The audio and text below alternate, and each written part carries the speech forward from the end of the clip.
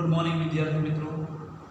Chemistry अंदर chapter number 7 P blocks element बीजा lecture अंदर आज આપણે पी विभागना तत्वोनी ऑक्सिडेशन अवस्था અત્યાર સુધી આગળના લેક્ચરની અંદર પણ આપણે પી વિભાગના જે તત્વોની અંદર સમૂહ 15 16 17 અને 18 સાથે જ આપણે એના ભૌતિક ગુણધર્મો એની ઇલેક્ટ્રોન રચના ની ચર્ચા કરી પ્રાપ્તિ સ્થાન છે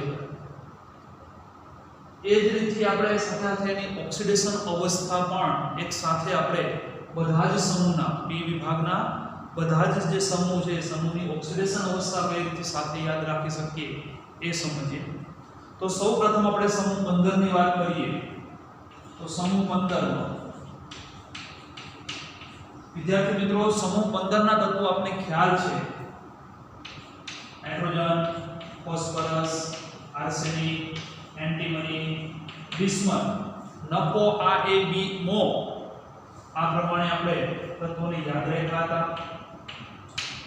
સમૂહની અંદર એની સામાન્ય ઓક્સિડેશન અવસ્થા એ અલગ અલગ પ્રકારની ઓક્સિડેશન અવસ્થા -3 આ ઉપરાંત +3 અને +5 5 કરતા વધુ ઓક્સિડેશન અવસ્થા એટલા માટે નહીં જોવા મળે કારણ કે સમૂહની અંદર એનો પરમાણુ ક્રમાંક સમૂહ 15 છે એટલે બાહ્યતમ કોષની અંદર 2s ના 2 ઇલેક્ટ્રોન અને 2p ના 3 ઇલેક્ટ્રોન એટલે 5 ઇલેક્ટ્રોન દૂર થાય એટલે મેક્સિમમ એની ઓક્સિડેશન અવસ્થા +5 છે।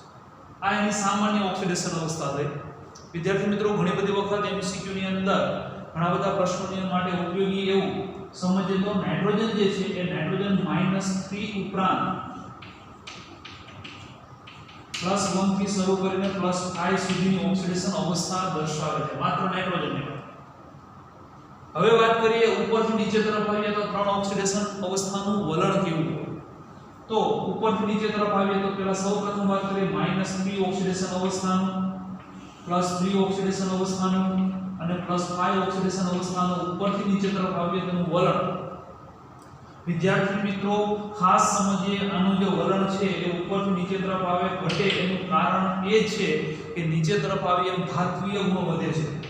કારણ હું તો નીચે લખું છું ધાત્વિય ગુણ વધે ઉપરથી નીચે તરફ આવે એમ ધાત્વિય ગુણધર્મો વધે એટલા માટે એ માઈનસ ઓક્સિડેશન અવસ્થા દર્શાવવાનું વલણમાં ઘટાડો જોવા મળે છે।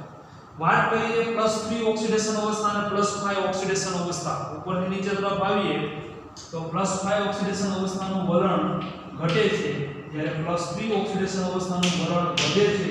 આના માટે જવાબદાર છે નિષ્ક્રિય યુગ્મ અસર।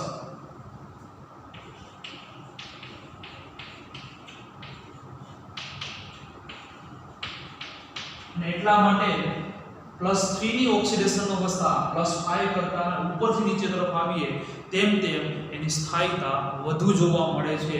આનું કારણ આપણે જે ચર્ચા કરીએ છીએ એ સ્થાયીતાની ચર્ચા કરીએ છીએ।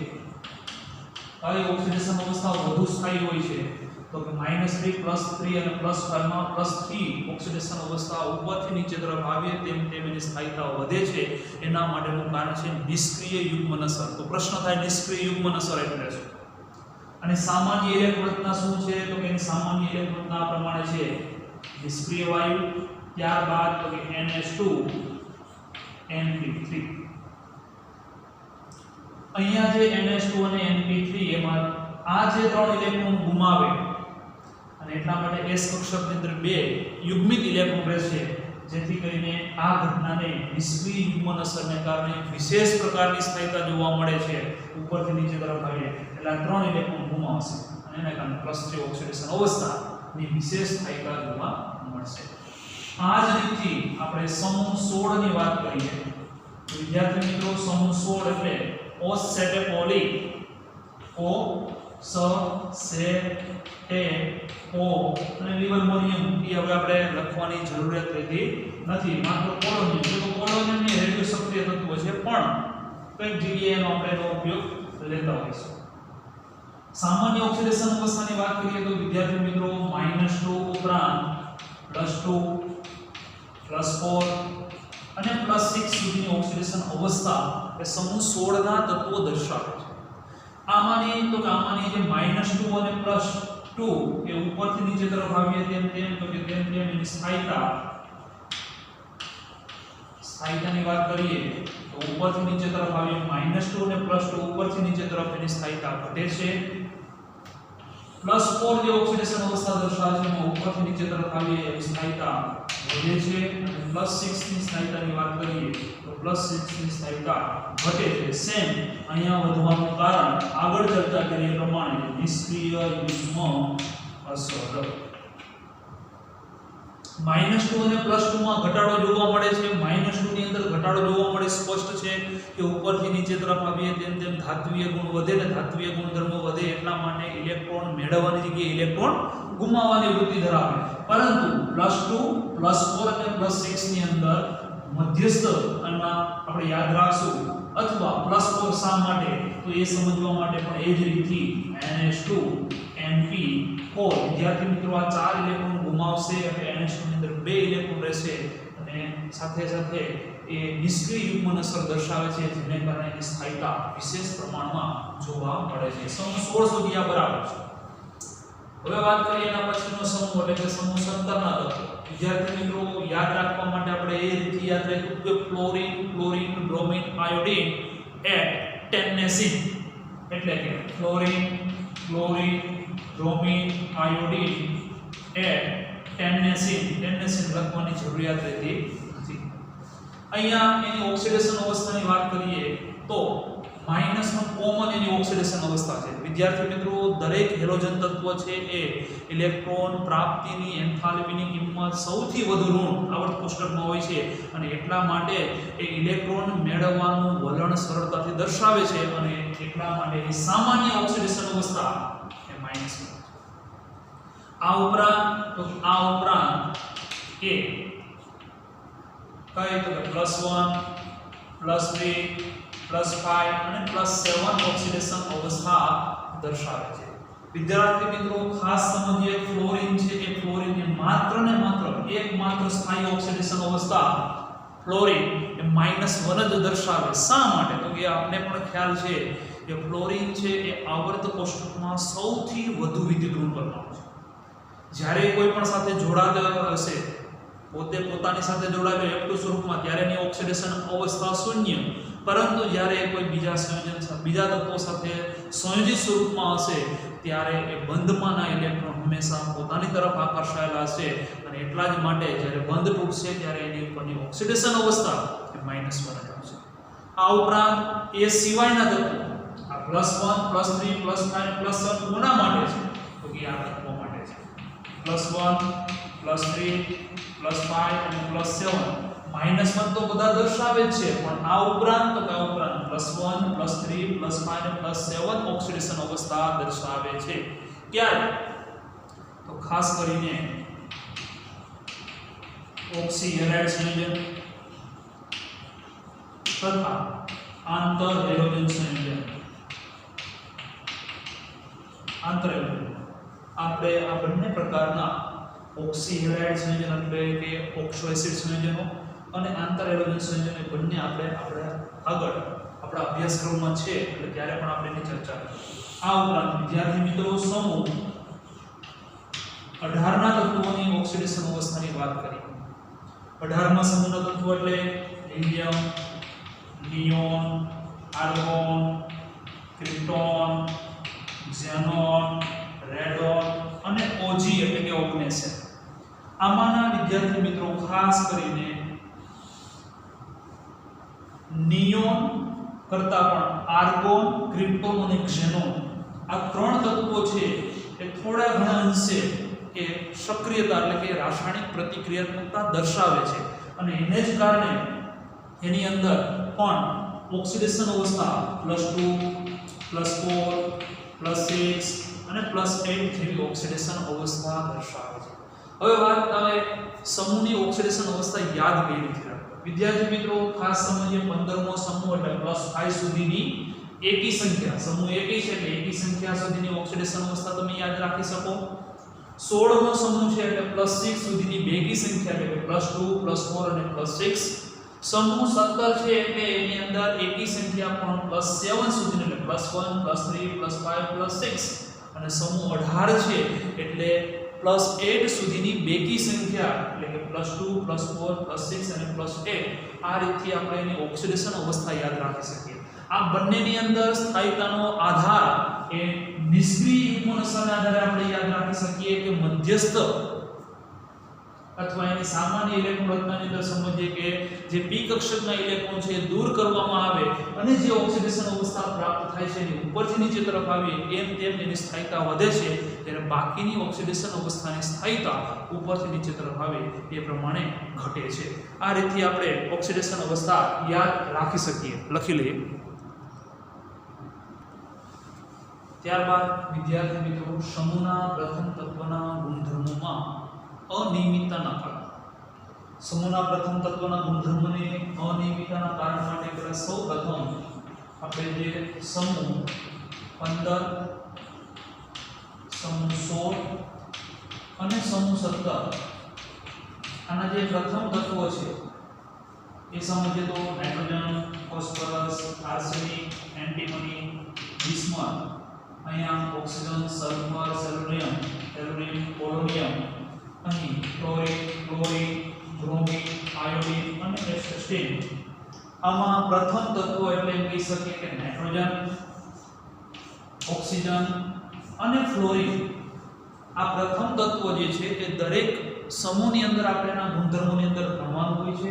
તો આપણે એનો કોમન મુદ્દાઓ જે છે કે નાઇટ્રોજન છે એ શા માટે ફોસ્ફરસ, આર્સેનિક, એન્ટીમની અને બિસ્મથ કરતા અલગ પડે છે, એના ગુણધર્મો શા માટે અલગ જોવા મળે છે, તો એના અનિયમિતતાના કારણો. એ જ રીતે ઓક્સિજન છે એ સલ્ફર, સેલેનિયમ, ટેલુરિયમ અને પોલોનિયમ થી શા માટે અલગ પડે છે, તો એના માટેના કારણ સેમ એ જ રીતે ફ્લોરિનને પણ બાકીના તત્વોના ગુણધર્મો કરતા અલગ પડવાના કારણો કયા હોઈ શકે, તો એના કોમન કારણો આપણે અહીંયા નોંધવાના છે.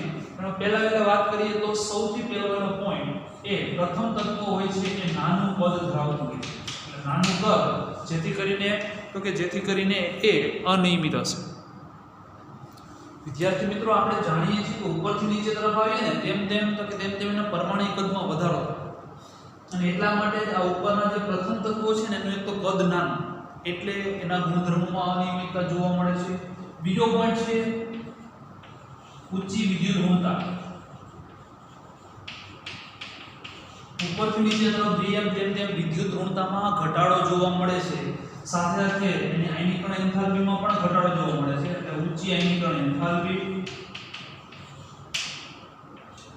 આ ઉપરાંત વિદ્યાર્થી મિત્રો આ આપણે એના જે ભૌતિક ગુણધર્મો હતા ભૌતિક ગુણધર્મ આધારિત સંયોજનોની ચર્ચા કરી કે નાનું કદ, ઊંચી વિદ્યુત ઋણતા અને ઊંચી આયનીકરણ એન્થાલ્પીને કારણે ફ્લોરિન છે અથવા ઓક્સિજન છે અથવા નાઇટ્રોજન છે એ સમૂહના અન્ય તત્વોથી એના ગુણધર્મોમાં અલગ જોવા મળે છે. આ ઉપરાંત જે હાઇડ્રાઇડ સંયોજનો છે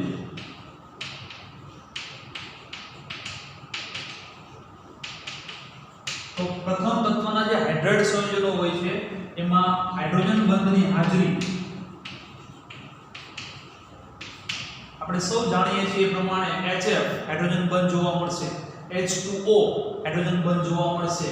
અહીંયા તો કે એમોનિયા એમાં પણ હાઇડ્રોજન બંધ જોવા મળે છે. એટલે આ ત્રણેયની અંદર ઉદાહરણ તરીકે લખી શકાય કે HF માં હાઇડ્રોજન બંધ જોવા મળે, H2O માં હાઇડ્રોજન બંધ જોવા મળે અને એમોનિયા આ ત્રણેયની અંદર હાઇડ્રોજન બંધ જોવા મળે છે. જ્યારે એની નીચેના જે હાઇડ્રાઇડ સંયોજનો છે HCl છે, H2S છે, PH3 છે એની અંદર હાઇડ્રોજન બંધનો અભાવ હોય છે અને એટલા જ માટે હાઇડ્રોજન છે કે એના માટે અલગ પ્રકારના ગુણધર્મો ધરાવે છે. નેક્સ્ટ ડી કક્ષકનો અભાવ.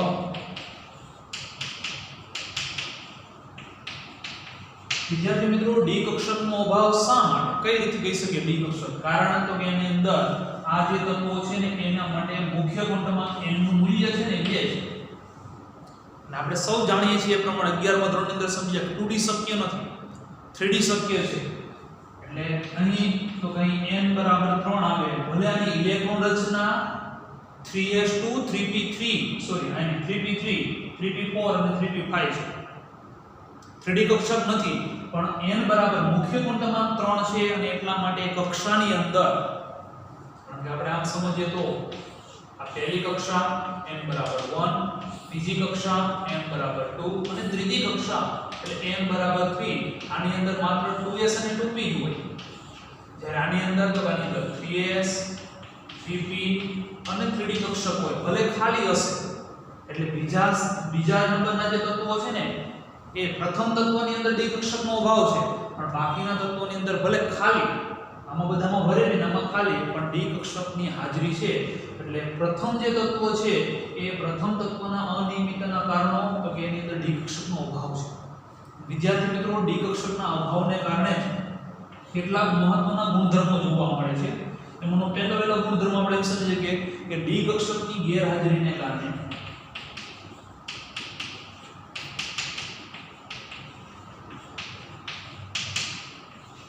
મહત્તમ 4 સંયોજકતા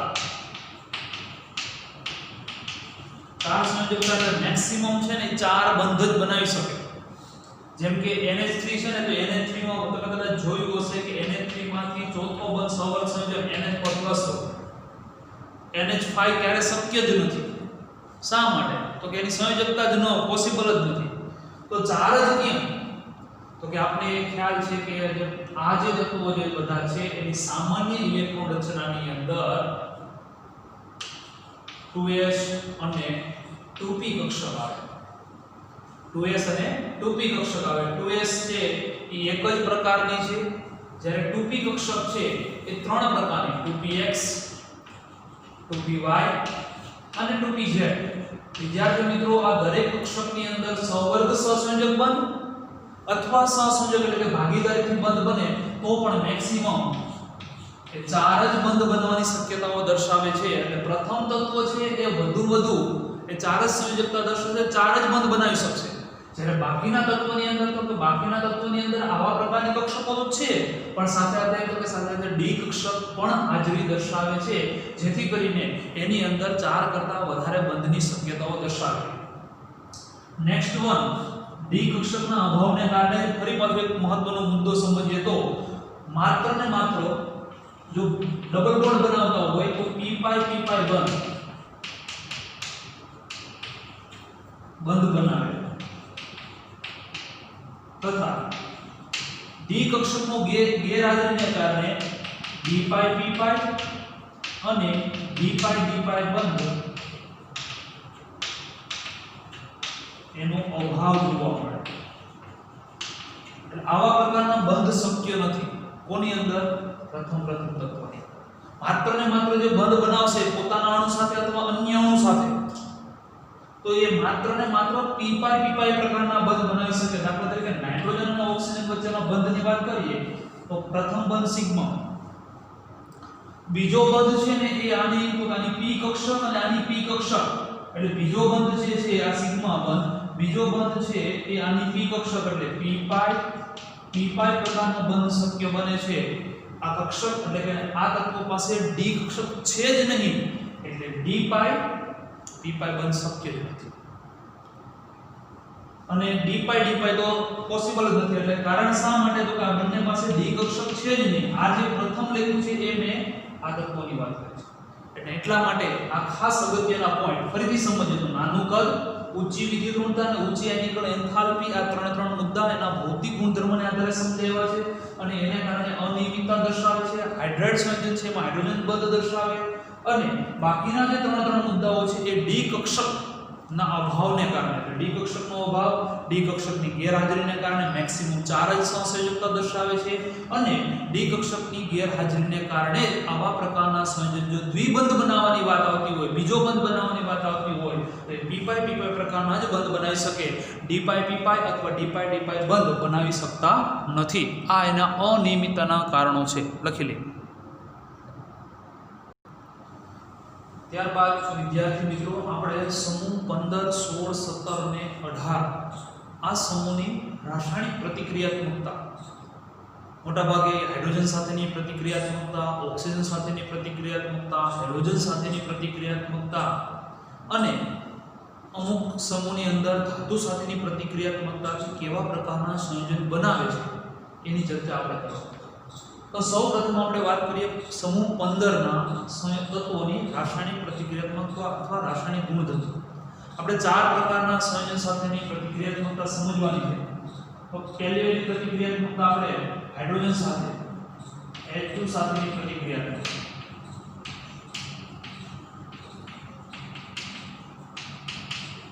15મા સમૂહના તત્વો એટલે કે nitrogen, phosphorus, arsenic, antimony, bismuth.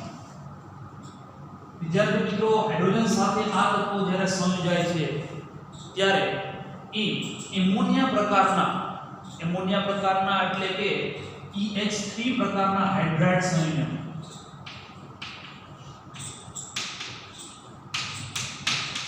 EH3 પ્રકારના હાઇડ્રાઇડ. E ફોર એલિમેન્ટ કોણ? તો કે જ્યાં લખી શકીએ જ્યાં E is equal to nitrogen, phosphorus, arsenic, antimony, bismuth. એટલે આ પ્રકારના હાઇડ્રાઇડ સંયોજનો બનાવે છે. વિદ્યાર્થી મિત્રો, ઉપરથી નીચે તરફ જઈએ તેના કેટલાક ગુણધર્મોને આપણે આ પ્રમાણે યાદ રાખીશું. હાઇડ્રાઇડ સંયોજન લખતા જે નાઇટ્રોજન મૂકીએ તો એમોનિયા એટલે કે NH3, ફોસ્ફીન, આર્સીન, એન્ટીમની હાઇડ્રાઇડ અને બિસ્મથ હાઇડ્રાઇડ. આ પ્રકારના હાઇડ્રાઇડ સંયોજન નિર્માણ. વિદ્યાર્થી મિત્રો, ઉપરથી નીચે તરફ જઈએ તો કેટલાક હાઇડ્રાઇડ સંયોજનના ગુણધર્મો જેવા કે બેઝિકતા. તો બેઝિકતા ઉપરથી નીચે તરફ જઈશું એમ બેઝિકતામાં ઘટાડો જોવા મળે છે. આ ઉપરાંત એની ઓક્સિડેશન કરતાની વૃત્તિ પણ ઉપરથી નીચે તરફ જઈએ એ ઘટે છે. અને સ્થાયીતા, હાઇડ્રાઇડ સંયોજન સૌથી વધુ સ્થાયી કર તો એમોનિયા. આની સ્થાયીતા સૌથી ઓછી અને એટલા માટે એને યાદ રાખવા માટે આપણે આ રીતે દર્શાવશું કે સમૂહમાં ઉપરથી નીચે તરફ જઈએ તેમ એની બેઝિકતા, ઓક્સિડેશન કરતા અને સ્થાયીતાનો ગુણ ઘટે છે. તો સ્પષ્ટ છે કે ઓક્સિડેશન કરતા જો ગુણ ઘટતો હોય તો એનાથી વિરુદ્ધ ઉપરથી નીચે તરફ આવીએ તેમ રિડક્શન કરતા તરીકેનો ગુણ એ વધુ જોવા મળે. એટલે આ રીતે એમોનિયા, BH3, HH3, HBH3 અને BiH3 આ પ્રકારનું વલણ એ છે રિડક્શન કરતા તરીકેનું વલણ. આ વાત કરીએ આપણે હાઇડ્રોજન સાથેની પ્રતિક્રિયાત્મકતા. ત્યારબાદ વિદ્યાર્થી મિત્રો આપણે ચર્ચા કરીએ ઓક્સિજન સાથેની પ્રતિક્રિયાત્મકતા એટલે O2 સાથે.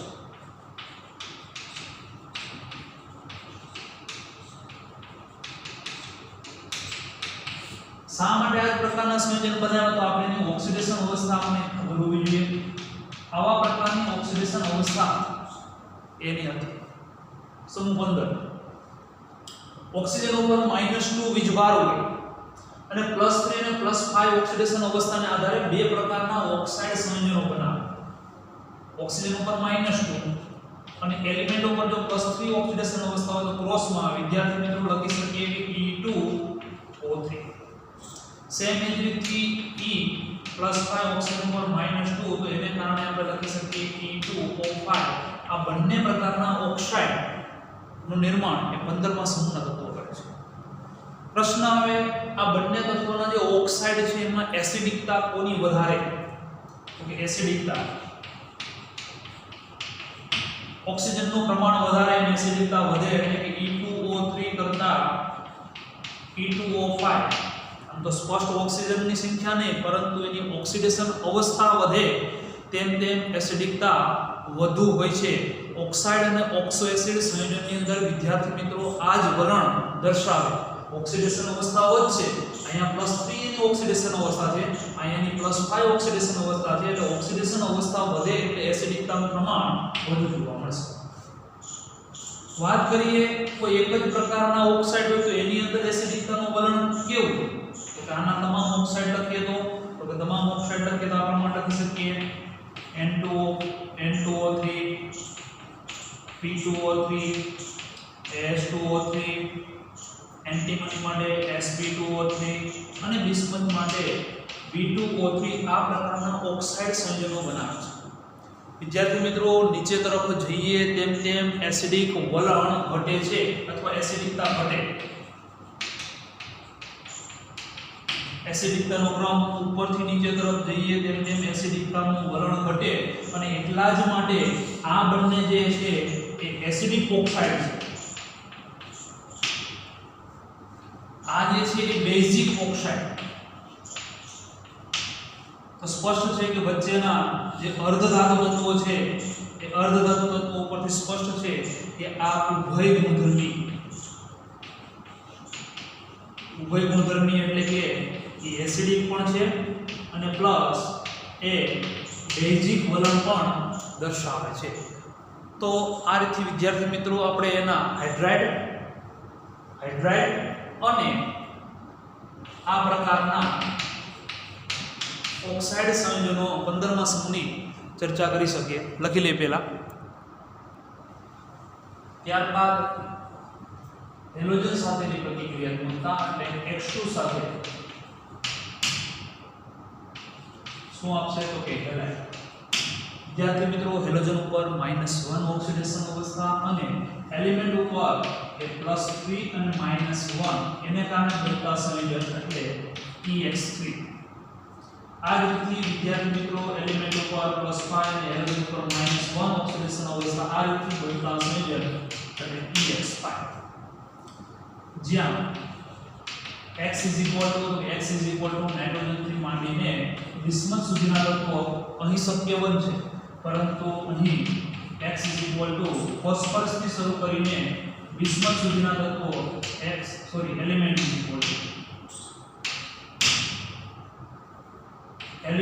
Not equal to nitrogen. શા માટે? તો અહીં વિદ્યાર્થી મિત્રો સહસંયોજક બને છે. આપણે આગળ ચર્ચા કરી એ પ્રમાણે નાઇટ્રોજન પ્રથમ તત્વ છે, મહત્તમ એની સંયોજકતા 4 હોઈ શકે, 5 નહીં. એટલે એટલા માટે અહીં નાઇટ્રોજન છે એ પેન્ટાહેલાઇડ સંયોજનો બનાવતા નથી, માત્ર ને માત્ર એ ટ્રાઇહેલાઇડ સંયોજનો બનાવે છે. NH3 માં પણ વિદ્યાર્થી મિત્રો માત્ર ને માત્ર એક NF3 જ સ્થાયી છે. આજ પાઠમાં આપણે આગળ ભણશું NCl3 વિસ્ફોટક પદાર્થ અસ્થાયી છે. એટલે માત્ર એક જ NH3 માં પણ એક જ x શું છે તો કે x ક્લોરીન બ્રોમિન આયોડિન એમાંનો માત્ર ને માત્ર ફ્લોરાઇડ નાઇટ્રોજન ટ્રાઇફ્લોરાઇડ એકમાત્ર સ્થાયી સંયોજન, બાકીના હેલાઇડ તો કે બાકીના હેલાઇડ અસ્થાયી.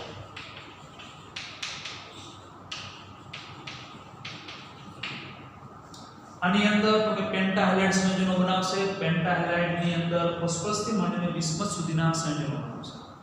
વાત કરીએ સહસંયોજક ધ્રુવણ ક્ષમતા એટલે જેની અંદર દ્વિભંગની શક્યતા વધારે હોય તો સહસંયોજન ધ્રુવણ ક્ષમતા તો સ્પષ્ટ છે કે જેની અંદર બંધની સંખ્યા વધુ હશે એની સહસંયોજક ધ્રુવણ ક્ષમતા વધુ હશે. એટલે કે EX5 ની ધ્રુવણ ક્ષમતા એ EX3 કરતા વધુ જોવા મળે છે. આ રીતથી આપણે એના બે પ્રકારના જે હેલાઇડ સંયોજનો છે એનું વર્ણન કરી શકીએ. ત્યારબાદ ધાતુ સાથે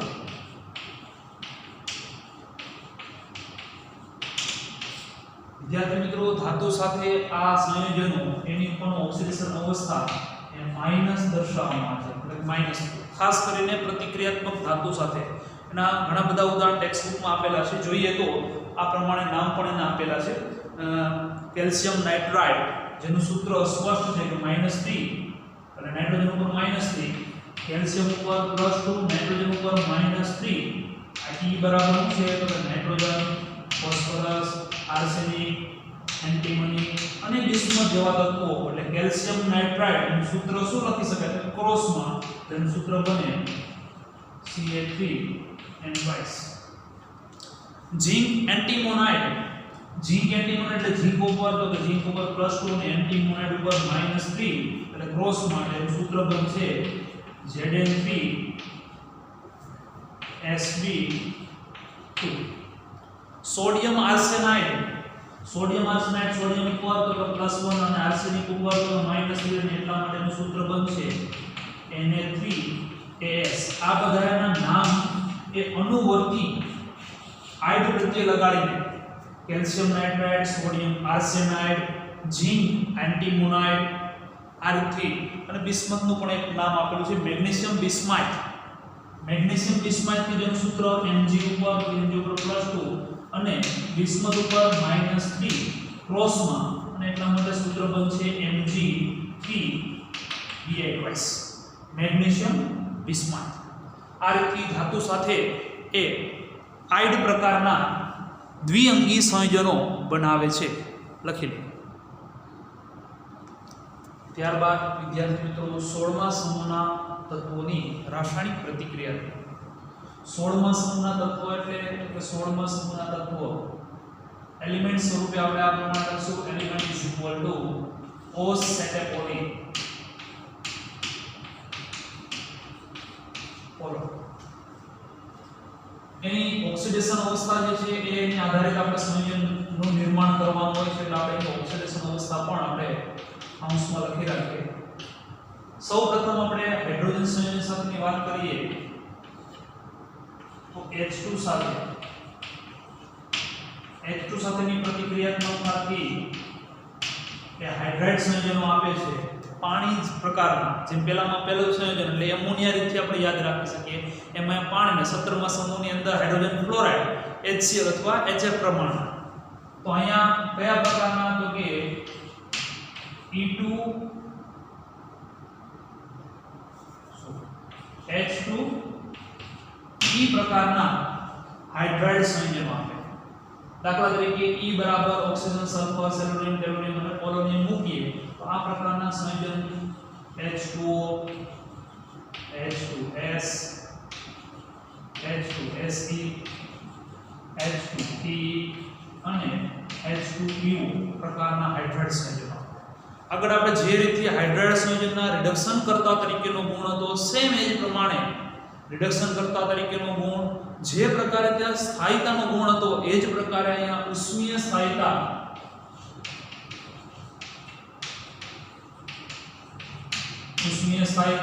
આ ઉપરાંત વિદ્યાર્થી મિત્રો એનું જે વિઘટન છે બંધ વિયોજન એન્થાલ્પી, કારણ કે ગરમ કરીને જ આપણે બંધને તોડવાની એટલે ઉષ્મીય સ્થાયીતા એ જ રીતથી આપણે બંધ વિયોજન એન્થાલ્પી.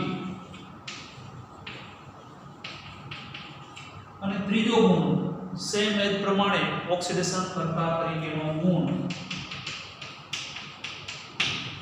ઉપરથી નીચે તરફ જઈએ તેમ એ ઘટે છે અને એ જ રીતથી આ પ્રમાણે સરળતાથી આગળનું જે હતું એ જ રીતથી આપણે યાદ રાખીશું. તો કયો ગુણ વધશે તો ઓક્સિડેશન કરતાની જગ્યાએનો વિરુદ્ધ રિડક્શન કરતા તરીકેનો ગુણ. વિદ્યાર્થી મિત્રો એસિડિક માધ્યમની અંદર એનો રિડક્શન કરતા તરીકેનો ગુણ એ ટોટલી વિરુદ્ધ દિશામાં એટલે કે નીચે તરફ જઈએ સંયોજનમાં નીચે તરફ જઈએ છીએ તેમ એના રિડક્શન કરતા તરીકેનો ગુણ એ વધુ જોવા મળે છે. આ વાત કરીએ આપણે હાઇડ્રોજન સાથે જે હાઇડ્રાઇડ સંયોજન મળે એ. ત્યારબાદ વાત કરીએ O2 સાથે. તો O2 સાથે મળતા સંયોજન ઓક્સાઇડ સંયોજન. આગળ ચર્ચા કરી એ જ રીતથી અહીંયા ઓક્સાઇડ સંયોજનનો પણ અભ્યાસ કરવાનો થશે. આગળ આપણે જેની +3 અને +5 ઓક્સિડેશન અવસ્થા એ જ રીતથી અહીં +4 અને +6 ઓક્સિડેશન અવસ્થાને આધારે જે ઓક્સાઇડ સંયોજનો +4 -2 આને આધારે જે સંયોજન મળે એને આપણે EO2 પ્રકારના ઓક્સાઇડ અને અહીં +6 અને -2 ને આધારે એ ઓક્સાઇડ સંયોજન એ EO3 પ્રકારના ઓક્સાઇડ સંયોજનનું નિર્માણ કરે. વિદ્યાર્થી મિત્રો આગળના જે ઓક્સાઇડ હતા એ ઓક્સાઇડની અંદર એસિડિક વલણમાં બંનેમાં ફેરફાર હતો. અહીં બંને એસિડિક છે.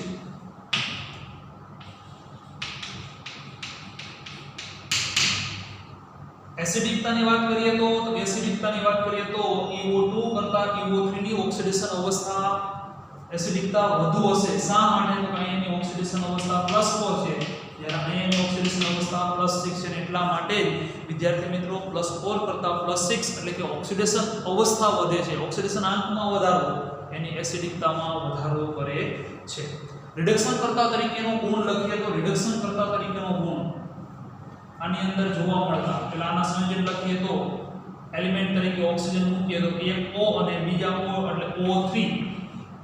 સલ્ફર મૂકીએ તો SO2, સલ્ફર પછી સેલેનિયમ SeO2 અને ટેલુરિયમ TeO2. પોલોનિયમ છે રેડિયો સક્રિય તત્વ છે એટલા માટે એનો આપણે અભ્યાસ કરતા નથી. રિડક્શન કરતા તરીકેનો ગુણ વાત કરીએ તો રિડક્શન કરતા તરીકેનો ગુણ એ ઉપરથી નીચે તરફ જઈએ તેમ તેમ એના રિડક્શન કરતા તરીકેના ગુણમાં ઘટાડો જોવા મળે છે અને એટલા જ માટે SO2 છે એ પ્રબળ રિડક્શન કરતા ઓક્સિજનની વાત નથી. ઓક્સિજન છે પોતે જ ઓક્સિજન આપે જ છે અને એટલા માટે ઓક્સિડેશન કરતા તરીકે, પરંતુ આ ત્રણ સંયોજનોની અંદર પ્રબળ રિડક્શન કરતા તરીકે SO2 અને PeO2 છે એ ઓક્સિડેશન કરતા તરીકે પ્રબળ ઓક્સિડેશન કરતા તરીકે વર્તે છે.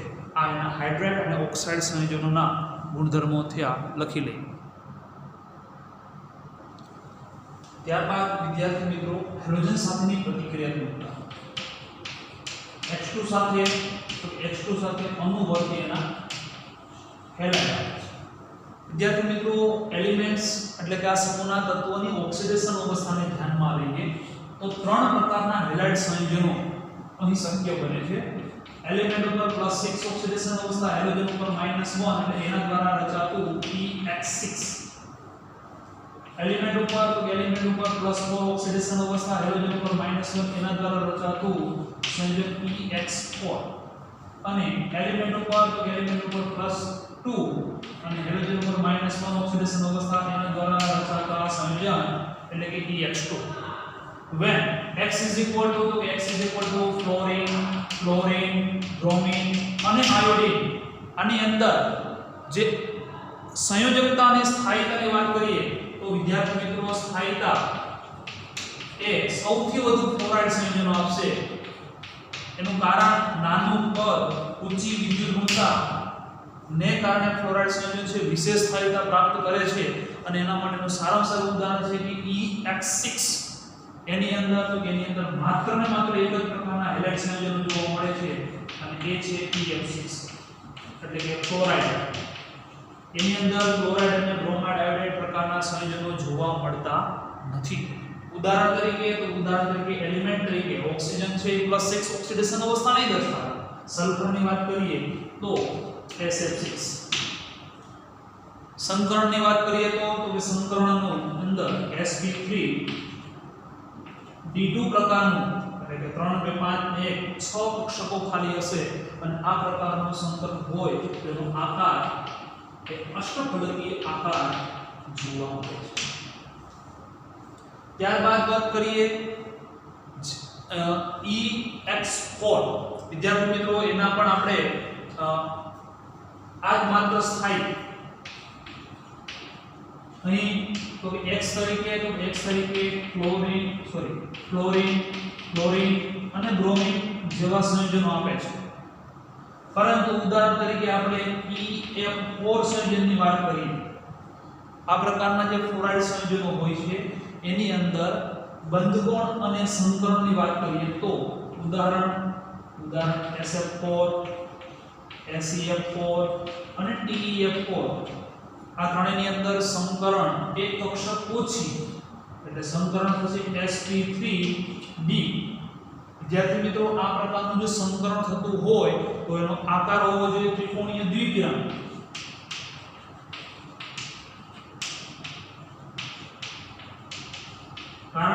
કારણ કુલ 3 ને 2 5 કક્ષકો ઉત્પન્ન થાય એટલા માટે એનો આકાર કેવો હોવો જોઈએ તો એનો આકાર આ ત્રિકોણીય દ્વિપિરામિડ.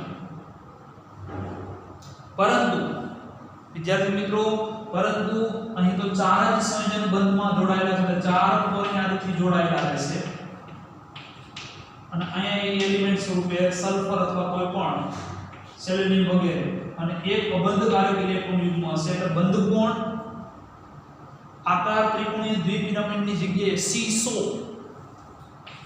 અંગ્રેજીમાં સીસો કે જેને આપણે ચીચો પ્રકારનો આકાર કહીએ છીએ એવો આકાર અને આમ ઊભું કરીએ એટલે ખ્યાલ આવે કે બંને બાજુથી આમ ને આમ હોય અને એની ઉપર આમ પ્લેટ હોય એટલે આમાં સીસો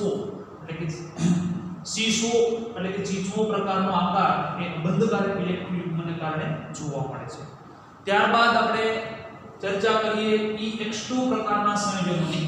તો EX2 ની અંદર પણ X તો કે ફ્લોરિન અને બ્રોમિન જેમ કે SF2, SEF2 TeF2 જેવા સંયોજનો આની અંદર સંકરણ જે છે એ સંકરણ sp3 પ્રકારનું સંકરણ અને sp3 પ્રકારનું સંકરણ હોય તો સમચતુષ્ફલકીય એટલે કે ચતુષ્ફલકીય રચના જોવી જોઈએ, પરંતુ સલ્ફરની બંને બાજુ ફ્લોરિન વડે દર્શાવીએ તો એનો આકાર એ રેખીય આકાર જોવા મળે છે, કારણ કે એની પાસે બે અબંધકારક ઇલેક્ટ્રોન યુગ્મ એ ખાલી હશે. એટલા માટે આ પ્રકારની રચના અહીં જોવા મળે છે. વિદ્યાર્થી મિત્રો, અહીં હેલોજન સાથેની પ્રક્રિયાથી EX6, EF4 અને EX2 ઉપરાંત EX પ્રકારના પણ હેલાઇડ જોવા મળે છે. આ પ્રકારના જે હેલાઇડ છે એ EX2 ના સ્વરૂપે E2X2 પ્રકારના EX જ છે પણ E2X2 પ્રકારના સંયોજનો સ્વરૂપે જોવા મળે છે, જેના ઉદાહરણ આ પ્રમાણે આપી શકીએ. સલ્ફર ક્લોરીન વચ્ચે સલ્ફર, બ્રોમિન વચ્ચે સેલેનિયમ અને ફ્લોરિન વચ્ચે સેલેનિયમ અને ક્લોરીન વચ્ચે વગેરે સંયોજન જોવા મળે છે. આમાંના કેટલાક સંયોજનો છે એ વિષમીકરણની પ્રક્રિયા દર્શાવે છે, કે જે વિષમીકરણ દર્શાવે. વિદ્યાર્થી મિત્રો, વિષમીકરણ પ્રક્રિયા આપને ખ્યાલ છે કે એક જ સંયોજનનું ઓક્સિડેશન અને રિડક્શન પામતું હોય એને વિષમીકરણ પ્રક્રિયા તરીકે ઓળખવામાં આવે છે, જેમ કે Se2Cl2 આ વિષમીકરણ પ્રક્રિયાથી સ્વયં વિઘટન પામી અને SeCl4 એટલે આ પ્રકારના હેલાઇડ સંયોજનો બનાવે છે અને પ્લસ સેલેનિયમ છૂટું પડે છે. એટલે બે સેલેનિયમ એટલે બે વડે ગુણાકાર કરીએ. અહીં વિદ્યાર્થી મિત્રો એની ઓક્સિડેશન અવસ્થા +1 છે, અહીં એની ઓક્સિડેશન અવસ્થા +4 છે અને અહીં એની ઓક્સિડેશન અવસ્થા 0 છે. ઓક્સિડેશન આંકમાં ઘટાડો એટલે રિડક્શન પ્રક્રિયા, ઓક્સિડેશન આંકમાં વધારો એટલે એ ઓક્સિડેશન પ્રક્રિયા અને રિડક્શન પ્રક્રિયા બંને દર્શાવે છે. એટલા માટે વિષમીકરણ અનુભવે છે એમ લખી શકીએ. એટલે કે જે વિષમીકરણ દર્શાવે છે. આ રીતથી એના હેલાઇડ સંયોજનો સમજી શકીએ. લખી લઈએ.